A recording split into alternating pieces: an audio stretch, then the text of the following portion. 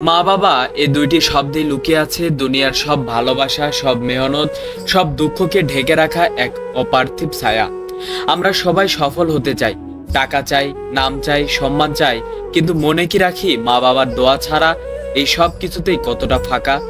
মা সেই ব্যক্তি যিনি নিজের রাতের ঘুম হারাম করে দেন তোমার একটু ঠান্ডা লাগবে বলে, আর বাবা তিনি তুমি যখন স্কুলে যাও ব্যাগ কাঁধে নিয়ে, তিনি তখন রোদে পুড়ে ঘামে ভিজে তোমার স্বপ্ন কেনেন টাকার বিনিময়ে।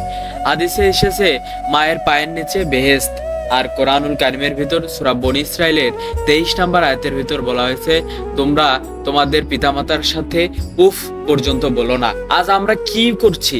মা বাবার সামনে ফোন নিয়ে ব্যস্ত, রাস্তায় বন্ধুদের সামনে গলা চড়িয়ে বলছি আম্মু জানে না কিছু, আব্বু অনেক পিছিয়ে, এগুলো সম্পর্কে কিছুই বোঝে না। ভাই মনে রাখো, এই মা বাবাই তোমার জন্য রাত জেগেছে, এক বেলা খেয়ে তোমাকে 2 বেলা খাইয়েছে। আজ যদি তুমি ওদের কাঁদাও, কাল তোমার সন্তান তোমাকে কাঁদাবে, কারণ আল্লাহর বিচার ভুলে না কেউ। রাসূলুল্লাহ সাল্লাল্লাহু আলাইহি সাল্লাম বলেছেন 3 জন জান্নাতে যাবে না। 1 মাতাল, 2 যারা মা বাবার অবাধ্য, 3 দায়িত্বহীন স্বামী।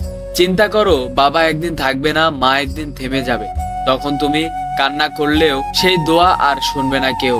তাই যাদের মা বাবা আজও বেঁচে আছে তারা আজই বুকে জড়িয়ে ধরো, বলো আমার জন্য দোয়া করবেন, জান্নাতের পথ ওখানেই খোলা।